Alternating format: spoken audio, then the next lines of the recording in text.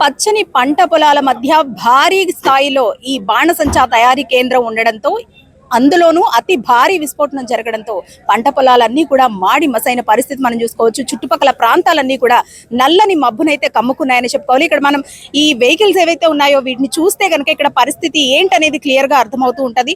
ఒకటి కాదు, రెండు కాదు, పదుల సంఖ్యలో వెహికల్స్ అన్ని కూడా దగ్ధమైన పరిస్థితి చూస్తుంటేనే ఈ భారీ విస్ఫోటనం ఎంతటి పెను విషాదాన్ని మిగిల్చిందో అర్థమవుతుంది. ఈ షెడ్ అంతా కూడా పూర్తిగా పేలిపోయిన పరిస్థితి. లోపల మనం చూసుకుంటే కనుక అన్ని కూడా కాలి బూడిదైపోయిన పరిస్థితి మనకు కనిపిస్తా ఉంది. ఇంత భారీ స్థాయిలో ఇక్కడ మందుగుండి సామాగ్రిని ఉంచడమే కాకుండా తయారు చేయడం ఎంతవరకు కరెక్ట్ అనేది అధికారులు అయితే తేల్చాల్సిన పరిస్థితి.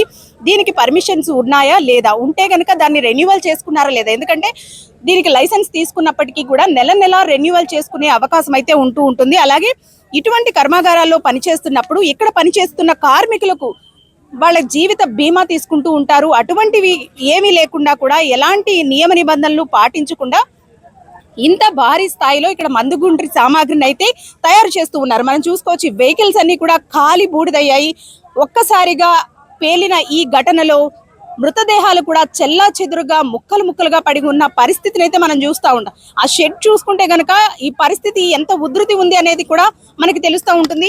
మొత్తం కూడా ఖాళీ బూడిదైపోయింది. ఎవరు ఎక్కడ పడ్డారో, ఎవరనేది కూడా ఆనవాలు లేకుండా పూర్తిగా ఛిద్రమైన పరిస్థితి మనం చూసుకోవచ్చు. ఇంకా కూడా ఎస్డిఆర్ఎఫ్ బృందాలు అయితే సహాయక చర్యలు కొనసాగిస్తూ ఉన్నాయి.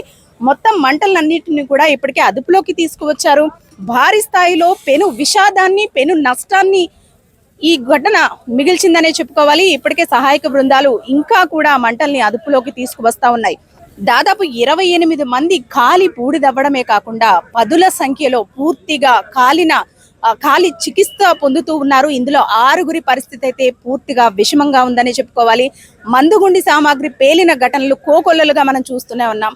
గత కొద్ది రోజుల క్రితమే దీపావళి ముందు కూడా ఇటువంటి ఘటన జరిగింది. దాదాపు 8 మంది సజీవ దహనమయ్యారు. అప్పట్లో చంద్రబాబు కూడా దిగ్భ్రాంతిని వ్యక్తం చేశారు, వాళ్ళకి ఎక్స్గ్రేషియా ప్రకటించారు. అయితే ఇక్కడ చూసుకుంటే గనక కాకినాడ జిల్లా వేట్లపాలెం మండలంలో పూర్తిగా చుట్టుపక్కల ప్రాంతాలకు సంబంధించిన వ్యక్తులే ఈ కర్మాగారంలో పనిచేస్తూ ఉన్నారు.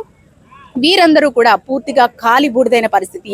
ఎవరనేది కూడా అంతు చిక్కని ఆనవాలు పట్టనట్లుగా కూడా ఈ ఘటన పెను విషాదాన్ని మిగిల్చిందనే చెప్పుకోవాలి. అధికారులు ఎప్పుడూ కూడా తనిఖీలు చేస్తూ ఉన్నాము, సరైన నియమ నిబంధనలు పాటించిన వాటిని మూసివేస్తూ ఉన్నామని చెబుతున్నప్పటికీ ఇటువంటి ఘటన జరగడం దురదృష్టకరమనే చెప్పుకోవాలి. పదుల సంఖ్యలో గాయపడమే కాదు, పదుల సంఖ్యలో మృతి చెందిన ఘటనలు కూడా కొన్ని కుటుంబాల్లో తీరని శోకాన్ని, బాధని మిగిల్చాయని చెప్పుకోవాలి. ప్రభుత్వాలు స్పందించినా, ఎక్స్గ్రేషియా ప్రకటించినా చనిపోయిన వ్యక్తి ప్రాణం తిరిగి రాకపోవడమే కాకుండా పెను ఆస్తి నష్టాన్ని కూడా మిగులుస్తూ ఉంటాయి ఇటువంటి ఘటనలు.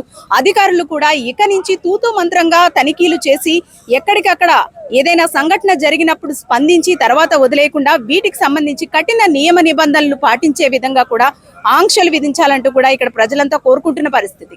కెమెరా పర్సన్ శ్రీధర్తో అనుశ్రీ, సుమన్ టీవీ, కాకినాడ.